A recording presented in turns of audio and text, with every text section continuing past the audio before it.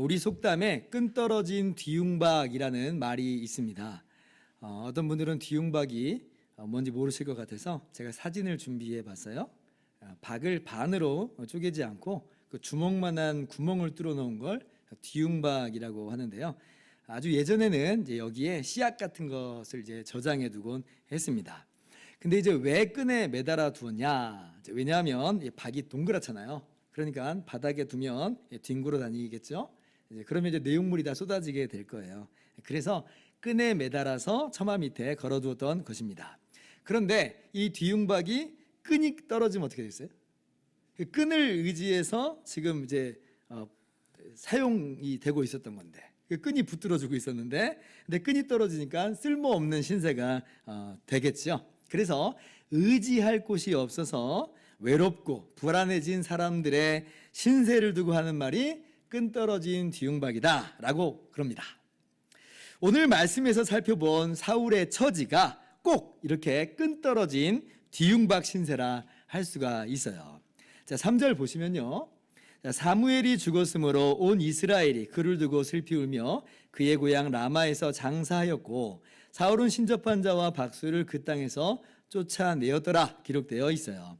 여러분 사무엘이 어떤 사람인지 잘 아실 거예요. 이스라엘의 마지막 사사이면서 또 하나님의 말씀대로 사울을 이스라엘의 초대 왕으로 기름 부어 세운 하나님의 사람입니다. 이스라엘의 정신적 지주라 할 수 있고 영적인 지도자라 할 수가 있어요. 그런데 지금 그 사무엘이 죽었다는 것은 이스라엘에 그만큼 정신적인 또 영적인 공백이 찾아왔다라고 할 수가 있는 거지요. 그래서 사울이 아마도 그 공백을 최소화하면서 그리고 자신이 바로 그 사무엘을 대신할 영적 지도자임을 나타내고자 하는 의도로 한 가지 정치적 결단을 하게 됩니다. 그게 뭐냐면 신접한 자와 박수를 이 땅에서 다 쫓아내는 거예요. 오늘날로 따지자면 영매, 무당, 마술사 다 멸절시키는 거죠. 사울이 자신이 여호와 신앙의 진정한 수호자다라고 하면서 사울에게 어필을 하는 거예요. 이 사람들에게 어필하는 거예요. 자신을 믿고 따라오면 된다는 겁니다. 그러면 아무 일도 없을 거야. 걱정하지 마. 이렇게 얘기한다는 거죠. 여러분 그런데요. 이것이 정말 사울의 어떤 참다운 신앙의 발로인가라고 할 때 우리는 이어지는 사건 속에서 그렇지 않다는 것을 너무나 잘 알게 되죠. 이건 정말 그야말로 사울의 정치적인 행동이었을 뿐이에요. 그리고 이제 시간이 몇 년이 흘렀습니다. 여러분 사무엘이 지금 죽은 게 아니에요. 사무엘상 25장 1절을 보면 이미 그때 사무엘이 천수를 누리고 하나님의 부르심을 받고 이제 죽는 걸 우리가 알 수가 있어요. 오늘 말씀은 다시 한번 그 배경을 반복하고 있는 것 정도입니다. 자, 그런데 지금 이 시점에 어떤 일이 일어나느냐 할 때에 블레셋 군대가 이스라엘을 전면적으로 침공해 들어옵니다. 그래서 블레셋 군대가 어디에 진을 치냐면 4절 보니까 수넴이라고 하는 곳에 진을 쳐요. 제가 지도에서 한번 찾아봤어요. 여기가 어디냐면 이스라엘의 정중앙에 위치해 있는 곳입니다. 이게 블레셋하고 이스라엘의 접경 지역이 아니에요. 이게 이스라엘과 블레셋의 전쟁이 여러 번 있었는데 이러한 양상이 있었던 적은 없어요. 굉장히 지금 이스라엘 땅에 깊숙이 들어와 있는 상황입니다. 어쩌면 블레셋이 아주 빠르게 밀고 들어와서 이스라엘이 미처 전쟁 준비가 안 돼가지고 뒤로 밀려있는 그런 모습일 수도 있겠습니다. 사실은 접경 지역에서 막아야 되잖아요. 앞에서 막아야 되는데 근데 늦은 거예요. 그래서 이스라엘이 진영을 뒤로 물려서 이스라엘의 한복판에서 지금 전쟁이 벌어지게 된 거예요. 이스라엘 백성은 길보아 산에 진을 쳤습니다. 그래서 사울이 길보아 산에서 블레셋 진영을 내려다보는 거예요. 그런데 그 블레셋 진영을 내려다보는 순간 사울의 마음 가운데 두려움이 찾아왔어요. 공포에 사로잡혔어요. 그 마음이 덜덜 떨리는 거예요. 아마도 이스라엘과 블레셋 군대 간에 이 형격한 전력차가 있는 것 아니었는가 이렇게 생각해 볼 수 있죠. 그게 이제 보이는 거예요. 그게 느껴진 거예요. 어느 정도로 사울이 지금 불안감에 빠지게 됐냐면 5절 말씀이에요. 같이 한번 읽어볼까요? 시작. 사울이 블레셋 사람의 군대를 보고 두려워서 그의 마음이 크게 떨린지라. 자, 두려워서 크게 떨렸다. 그래요.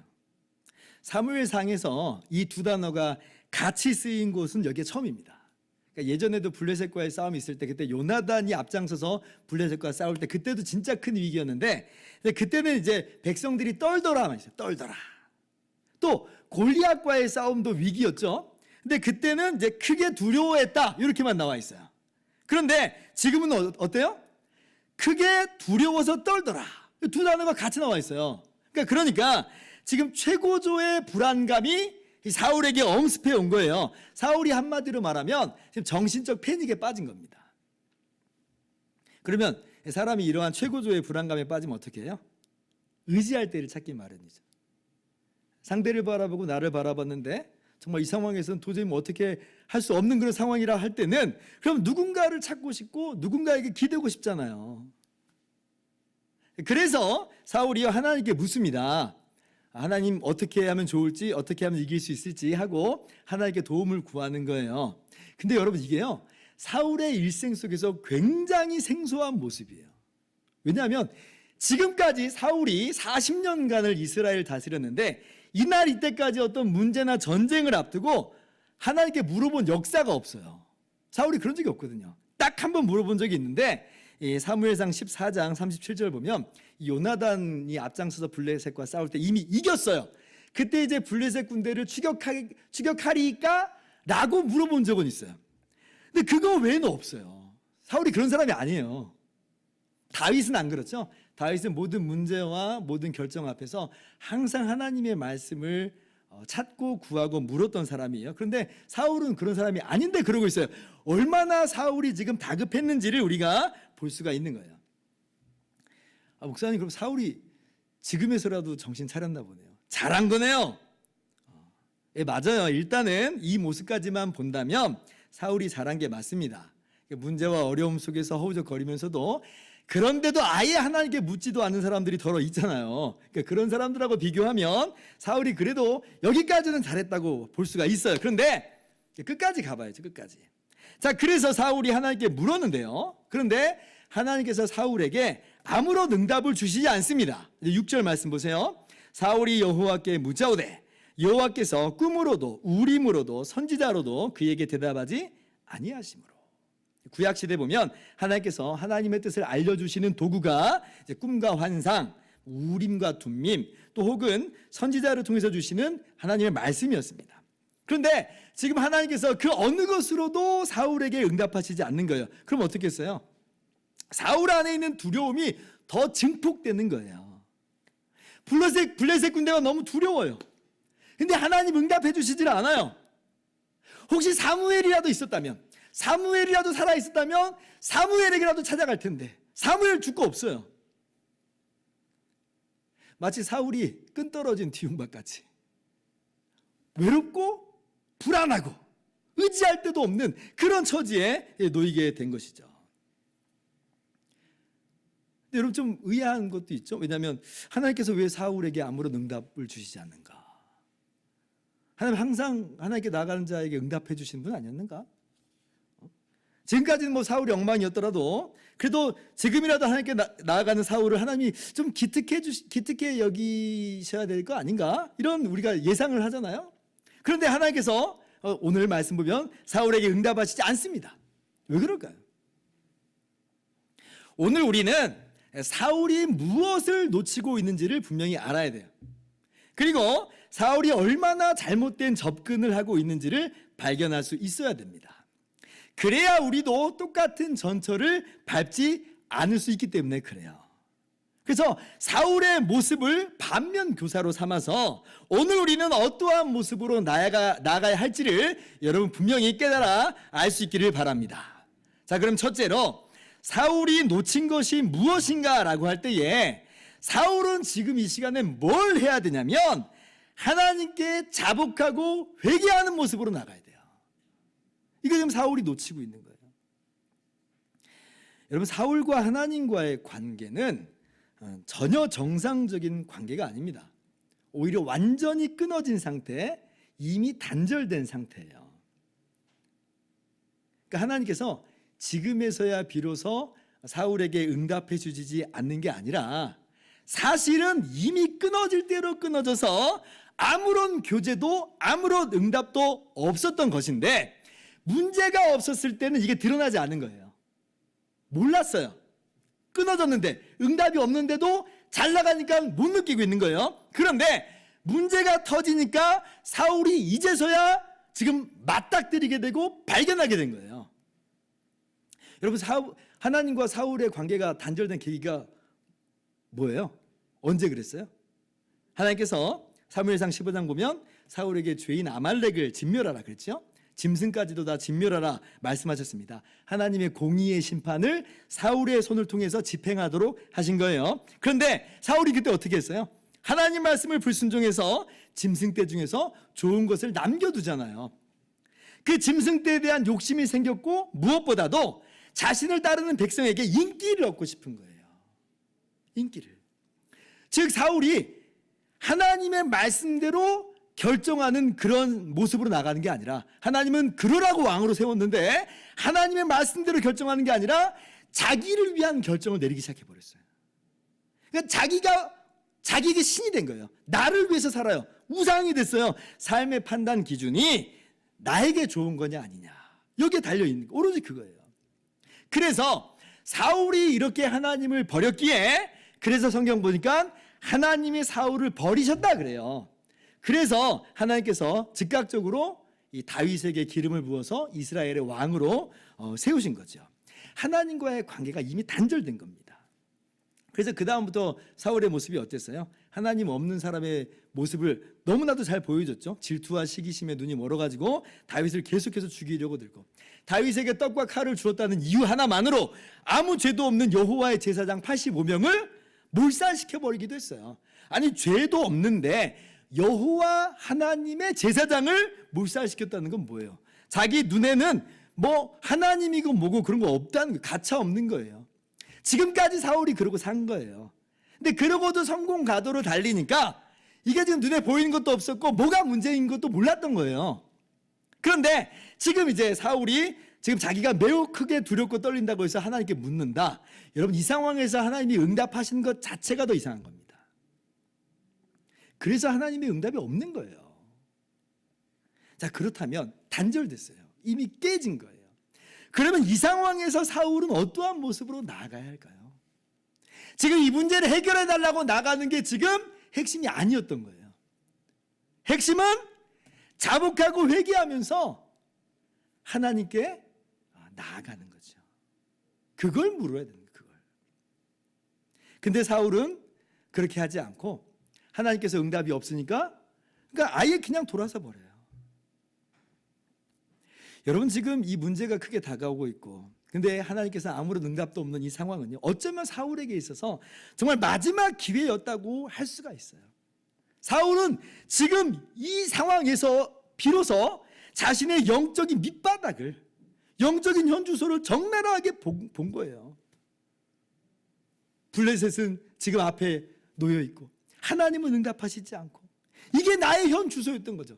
세상에는요, 이런 기회조차 주어지지 않고 그냥 평생 자기 잘난 맛에 살다가 자기 밑바닥도 못 보고 자기 죄도 못 깨닫고 그렇게 죽는 사람도 많이 있습니다만은, 근데 사울에게는 이런 기회가 주어졌어요. 반강제적으로. 그러면 사울은 지금 뭘 해야 되냐면, 왜 하나님께서 응답하시지 않는 건지 자신을 돌아봐야 되는 거예요. 생각하고 깨닫고 어디서부터 문제였는지 자신의 죄를 자복하고 회개해야 하는 것이었습니다. 그런 의미에서 하나님의 무응답은 사실은 진짜 응답이었던 거예요. 응답이었죠, 사실은. 현주소를 보게 하시는 응답이에요. 회개하게 하시는 응답이에요. 그러나 사울은 하나님께 다시 나아가지 않습니다. 여러분, 하나님은요, 죄악을 기뻐하시는 신이 아니십니다. 하나님은 죄를 대충 얼렁뚱땅 넘어가시지 않아요. 성경에서 분명히 말씀하시기를 죄는 하나님과 우리 사이에 담을 낸다 그래요. 담을 낸다. 이사야 59장 1절 보세요. 여호와의 손이 짧아 구원하지 못하심도 아니요 귀가 둔하여 듣지 못하심도 아니라. 오늘 말씀을 그대로 한번 대입해 보세요. 하나님께서 사울의 물음에 대답하지 않는 것이 듣지 못해서 그런 게 아니라는 거죠. 그럼 뭐냐? 2절 말씀 같이 읽어봅시다. 시작. 너희와 너희 하나님 사이를 갈라놓았고 너희 죄가 그의 얼굴을 가리어서 너희에게서 듣지 않으시게 함이니라.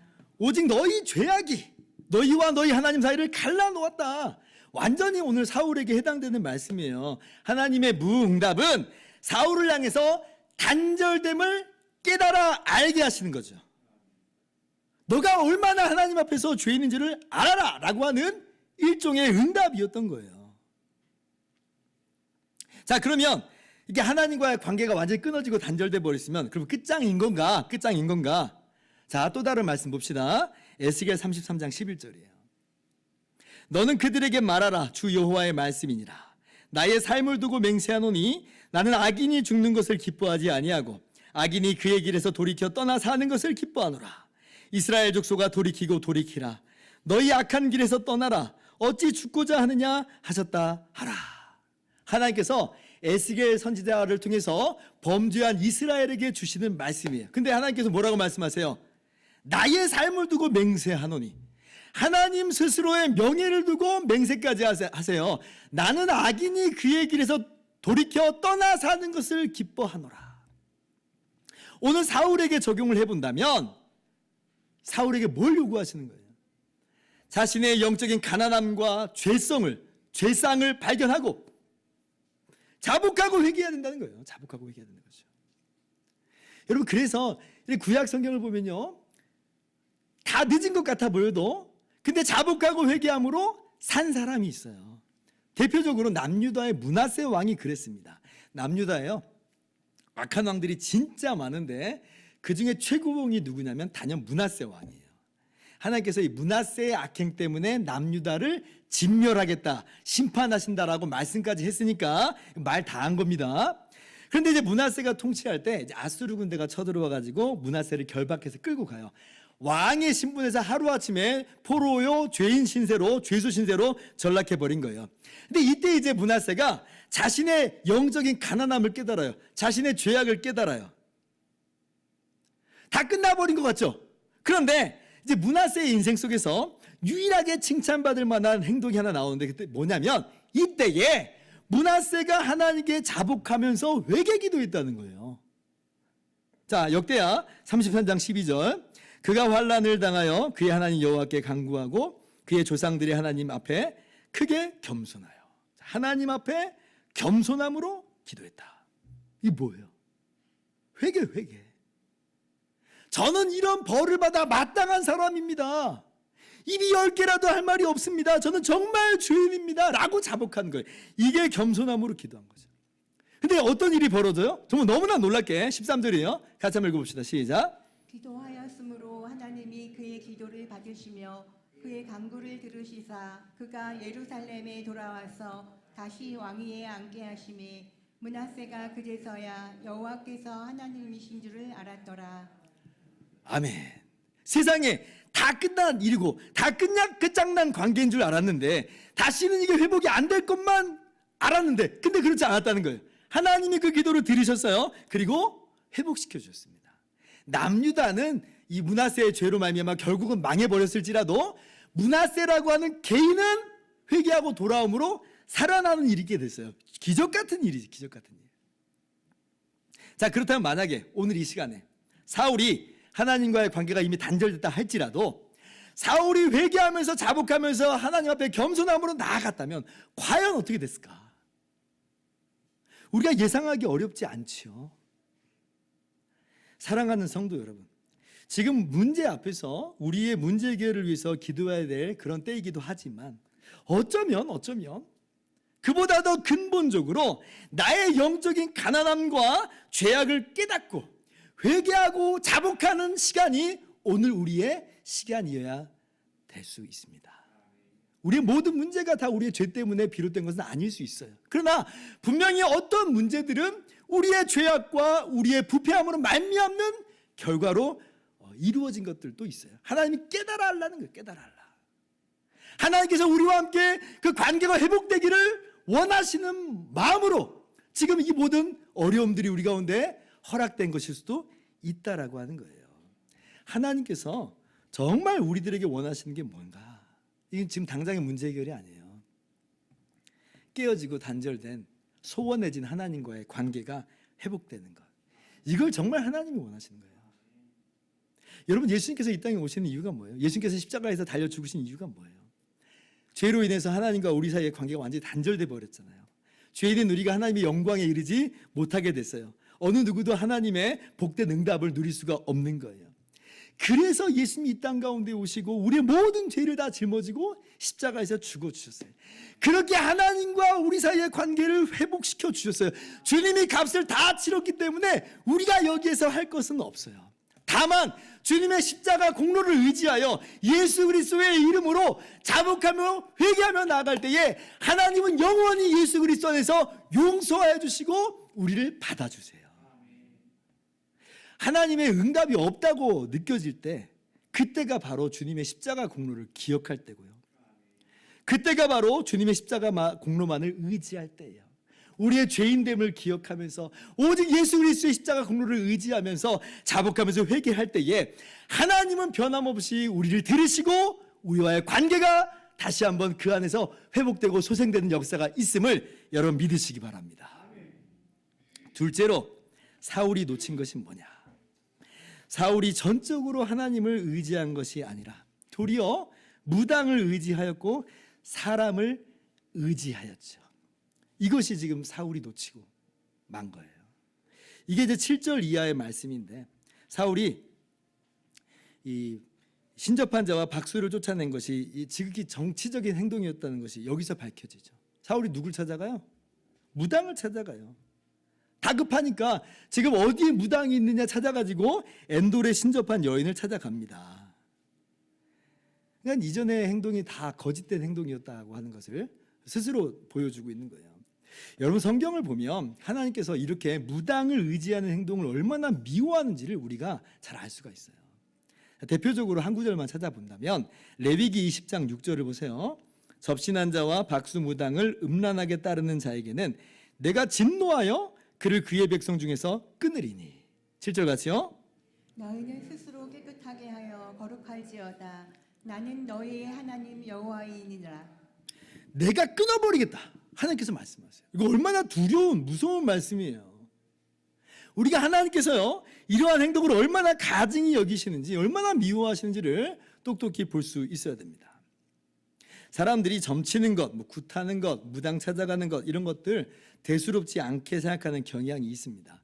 심지어 기독교인들도 무당 찾아가는 걸 뭐 너무 다급하면 그럴 수 있지라고 착각하기도 해요. 얼마 전에 이제 무당들만 전문적으로 이제 찾아가서 전도하시는 분들의 기사가 신문에 나온 적이 있습니다. 이분들이 이제 무당집에 방문해서는 일단 이제 대화를 많이 나눈대요. 이제 왜냐하면 이제 무당들도 다른 사람들하고 똑같이 삶의 애환을 똑같이 가지고 있어요. 더 많으면 많았지 적지 않다고 그래요. 그래서 그걸 다 들어주는 거예요. 다 들어주면서 때로는 음식도 나누고 또 반찬도 나누고 한다는 거예요. 그러면서 이제 마음이 열리면서 복음을 전한다 그래요. 근데 이제 그 무당과 나누는 대화의 샘플 몇 개가 일부가 이제 그 기사에 실렸는데 이렇게 물어본답니다. 혹시 기독교인들도 전 보러 오나요? 그 답이 돌아오는 게 무당이 하는 말이에요. 우리 집 손님 10명 중 3명 정도가 기독교 신자입니다. 이렇게 답이 돌아온다는 거예요. 제가 충격을 먹었어요. 왜냐하면 우리나라 기독교인 비율이 20%에서 25%입니다. 근데 10명 중 3명이면 뭐예요? 30%예요. 30%. 뭐 그 집만 특별히 그런 걸지 모르겠지만 그러나 이걸 그냥 여러 사람들에게 대입해 본다면 기독교인이나 비신자나 할 것 없이 별로 차이가 안 난다는 거예요. 그러니까 너무 기가 막히더라고요. 야, 어떻게 이럴 수가 있는가? 뭐 비신자들은 그럴 수 있죠. 그러나 우리가 예수님 믿기 이전에는 우리도 그럴 수 있어요. 그러나 예수님 믿은 이후로는 우리는 그런 모든 헛된 것에서 해방된 사람들이에요. 다시는 그런 우상 숭배에 참여하지 않겠다 한 사람들이에요. 물론 우리에게도 미래에 대한 불안감이 있을 수 있죠. 지푸라기 잡고 싶은 그런 심정일 때가 많아요. 그러나 그럼에도 불구하고 이러한 무속행위가 하나님 앞에서 얼마나 큰 죄인인지를 우리는 아는 사람들이라는 거예요. 알아요. 두려워할 줄 우리가 알아야 돼요. 그래서 성경에서요 사울의 치명적인 죄를 언급할 때 두 가지를 이야기합니다. 하나는 아말렉 진멸 명령을 불순종함으로 자신이 우상이 되어버린 그 죄를 분명하게 말씀하세요. 그 또 하나의 죄를 말씀하시는데 그게 뭐냐면 하나님 외에 무속, 그러니까 무당 찾아간 죄, 이게 또 사울의 치명적인 죄로 성경이 분명하게 말씀해요. 역대상 10장 13절 봅시다. 자, 사울이 죽은 것은 여호와께 범죄하였기 때문이라. 그가 여호와의 말씀을 지키지 아니하고, 불순종 사건을 말하고 있는 거죠. 근데 보세요. 또 신접한 자에게 가르치기를 정하고, 14절 같이 읽습니다. 여호와께 묻지 아니하였으므로 여호와께서 그를 죽이시고 그 나라를 이새의 아들 다윗에게 넘겨주셨더라. 사울이 죽은 이유가 두 가지 나오죠. 사울이 불순종해서 끝장난 거 분명하게 우리가 알고 있어요. 맞아요. 근데 그것만이 아니라는 거예요. 오늘 이 사건, 신접한 자를 찾아간 것, 이것 또한 치명적인 죄악이었다 라고 하는 것이에요. 여러분, 여호와께 묻지 아니하였으므로라고 하는 말씀 같이 한번 보세요. 아까 사울이 여호와께 물었는데 무슨 이야기일까? 뭘 얘기하는 거예요? 자복하고 회개하지 않는 그걸 얘기하는 거예요. 그러니까 지금 이 사울에게 있는 이 위기는 사울에게 주어진 마지막 기회였다는 거예요. 그래서 자복하고 회개하면서 하나님께 엎드려 간구하는 것, 그렇게 하나님의 뜻을 물었어야 되는데 이 사울이 마지막 기회마저도 발로 차버린 거죠. 그리고 찾아간 게 어디예요? 여호와께 묻지 아니하고 무당 찾아간 거예요. 어떤 분들은 이렇게 생각할지 몰라요. 그래도 무당이 사무엘을 불러오고 그렇게 올라온 사무엘의 영혼이 사울의 죄를 정확하게 지적하고 사울의 운명까지 정확하게 예언한 거 보니까 그래도 뭐 좀 괜찮은 거 아니에요? 다 맞았잖아요. 뭐 하나님 역사 아니에요? 혹시나 막 우리가 이렇게 오해할 수 있지만 아닙니다. 성경이 명백하게 말하잖아요. 사울이 죽은 것은 여호와께 범죄하였기 때문이라 무당을 찾아갔다. 저는 괜찮지 않다는 거예요. 목사님, 그래도 사무엘의 영혼을 사실 진짜 불러온 것 맞는 거 아니에요? 여러분, 그렇지 않아요. 지금 이건요, 이 진짜 사무엘을 불러온 것 아니에요. 사무엘의 영혼을 불러온 게 아니라 이 여자가 지금 접신한 거거든요. 영화를 보면 영매가 이렇게 부르르 떨면서 뭐 죽은 사람의 영혼에 빙의해가지고 이러쿵저러쿵 얘기하잖아요. 그러니까 지금 이건 사무엘의 영혼이 올라온 게 아니라 귀신의 역사예요. 귀신의 역사. 왜냐하면 잘 생각해 보세요. 하나님께서는 하나님이 미워하시고 정죄하시는 방법을 사용하시겠어요? 하나님이 지금 신접한 자 무당 박수를 진멸하라 하셨는데 하나님이 그렇게 미워하시는 그 방법을 하나님이 사용하시겠느냐는 거예요. 그렇게 정당성을 부여하시겠어요? 전혀 그럴 수가 없어요. 그러니까 이거는요, 지금 이 귀신이 사무엘의 영혼으로 지금 빙자하여 나타난 거예요. 그래서 사무엘을 가장하여서 하나님의 심판의 구렁텅이로 사울을 밀어 넣는 거죠. 여러분, 마귀는요, 목표가 있죠. 도둑질하고 죽이고 멸망시키는 거예요. 그러니까 하나님의 심판을 자기 입으로 말한다고 해서 문제될 건 없습니다. 이렇게 망해버리면 마귀는 아쉬울 게 없는 거예요. 사실을 말해도 괜찮아요. 회개하고 하나님께로 돌아가는 것만 아니라면 마귀는 사실을 이야기할 수 있어요. 여러분, 그래서 무당 찾아갔더니 정말 다 말하는 대로 되더라. 정말 신령하더라. 여러분, 이렇게 미혹되면 안 되는 거예요. 신명기 13장 1절을 보세요. 자, 좀 길지만 한번 다 읽어봅시다. 너희 중에 선지자나 꿈꾸는 자가 일어나서 이적과 기사를 내게 보이고, 2절, 그가 내게 말한 그 이적과 기사가 이루어지고 너희가 알지 못하던 다른 신들을 우리가 따라 섬기고자 말할지라도, 같이요. 너는 그 선지자나 꿈꾸는 자의 말을 청종하지 말라. 이는 너희 하나님 여호와께서 너희가 마음을 다하고 뜻을 다하여 너희 하나님 여호와를 사랑하는 여부를 알려하사 너희를 시험하심이니라. 자, 보세요. 거짓 선지자, 꿈꾸는 자가 말한 이적과 기사가 다 이루어지더라도 그 따라가지 말라는 거예요. 요즘에 JMS가 한참 지금 이슈가 되고 있죠. 이게 통일교 계열에서 나온 이단이에요. 통일교도 이단인데 그 이단에서 또 이단이 또 나온 거예요. 근데 이렇게 사람들이 이단에 빠지는, 미혹되는 이유 중에 하나가 뭐냐면 이러한 이단 집단에서 간혹 기적이 일어난다는 거예요. 병고침이 일어나기도 하고 신비체험이 있기도 해요. 그러니까 혹한다는 거예요. 이게 뭐가 있나 보다. 이거 맞나 보다. 그러나 성경 말씀이 뭐라고 말씀해요? 그래도 따르지 말라. 하나님만을 사랑하는 여부를 하나님이 알기를 원하시는 것이다. 여러분, 제가 가끔 목회하면서 어떤 이야기를 듣냐면 이런 이야기를 들어요. 어떤 성도님이 자기가 어떻게 해서 이제 교회 나오게 되고 예수 믿게 됐냐면 자기가 되게 힘들었을 때 무당이 당신은 예수 믿어야 된다고, 그래서 교회 다니기 시작했다라고 그렇게 하시는 분들이 간혹 있습니다. 의외로 있어요. 의외로. 그럼 이런 이야기를 들을 때면 우리 안에 좀 궁금함이 일어나요. 이거 어떻게 된 건가? 괜찮은 무당이 좀 있는 건가? 아니 여러분, 괜찮은 무당이 세상에 어디 있어요? 괜찮은 무당이 세상에 어디 있어요? 다시 한번 말씀드립니다. 귀신이 정확한 사실을 말해줄 수 있어요. 오늘 사울 같은 경우가 그런 거예요.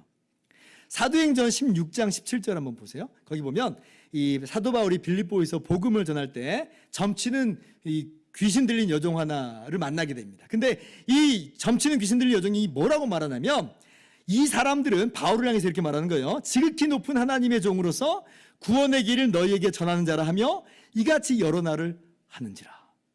세상에 정확한 말이죠. 복음 아니에요?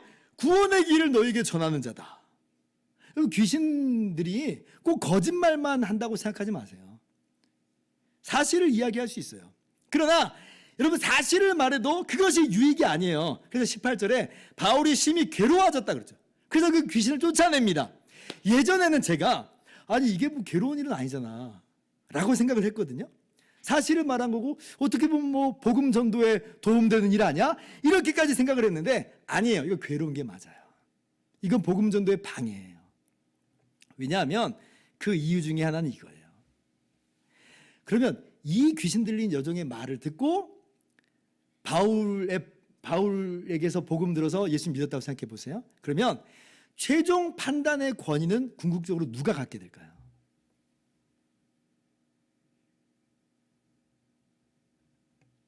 무당이 믿으라고 해서 믿은 거잖아요. 그러면 무당이 믿으라고 해서 예수 믿었더니 아픔도 가시고 문제도 사라지고 마음에도 삶에도 평안이 찾아왔다. 그러면 궁극적인 권위가 무당에게로 가버려요. 무당에게로. 무당을 의지하게 돼 있어요.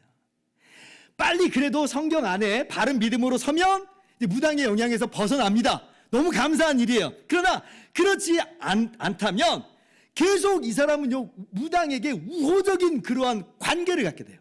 우호적인 관계. 그래서 자기도 모르게 통로 역할을 해요. 다른 사람들이 힘들잖아요. 그러면 자기도 모르게 미혹한 사람이 돼버려요. 뭐라고 말해요?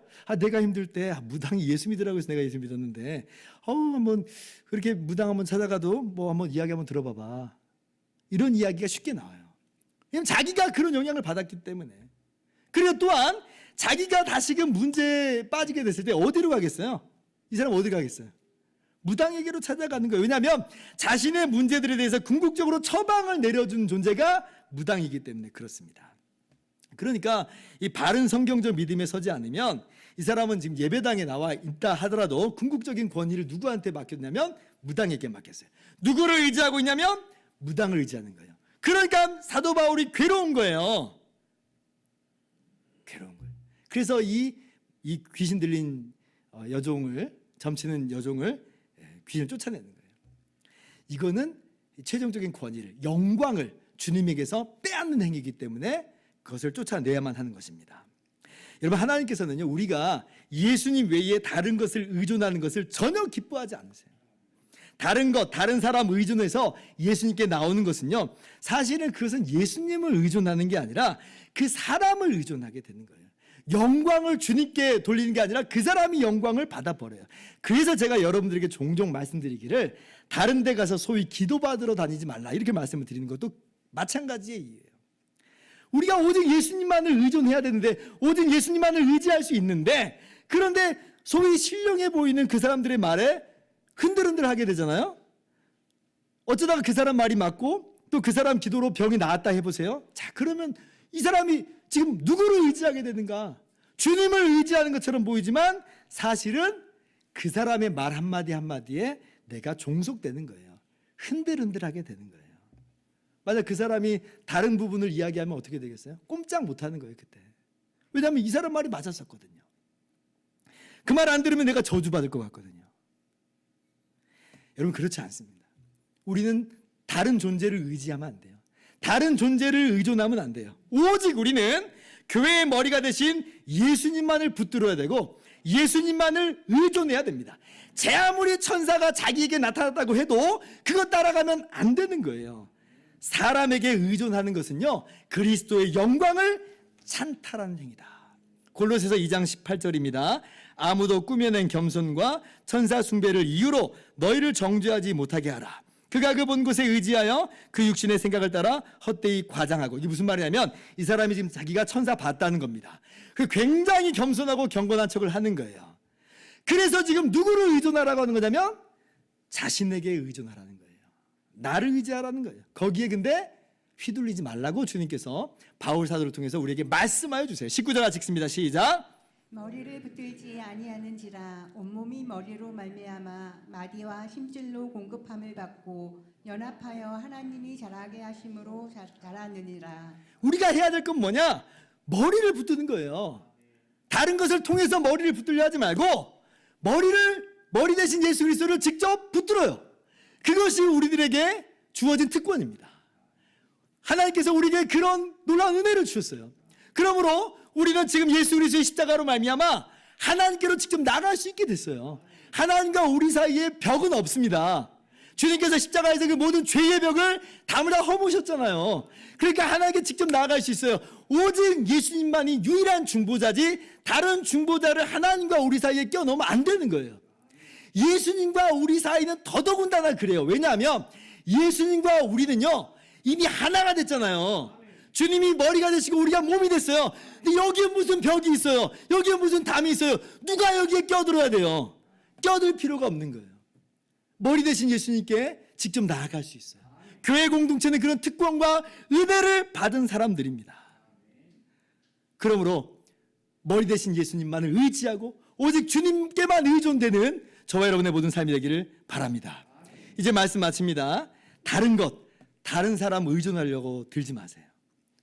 아무리 급하다고 해서 그렇게 다른 사람을 의존하는 것은 주님이 기뻐하시는 모습이 아닙니다. 오직 우리가 의지하고 의존하고 붙들어야 될 분은 우리의 머리가 되신 예수님. 우리를 위해서 십자가에서 죽으시고 3일 만에 부활하심으로 그게 영원히 우리와 함께 하시는 주님만이 우리가 의지할 자요 우리가 의존할 대상입니다. 사울은 여기에서 실패한 거예요. 비록 우리 안에 끈떨어진 뒤흉박 신세 같은 그런 상황이 그런 신세처럼 우리가 느껴질지라도 여러분 절대 그렇지 않습니다. 왜냐하면 영원히 우리와 하나가 되어주신 우리 예수님 때문에 그래요. 우리는 끈 정도로 연결된 게 아니에요. 우리 하나가 됐어요.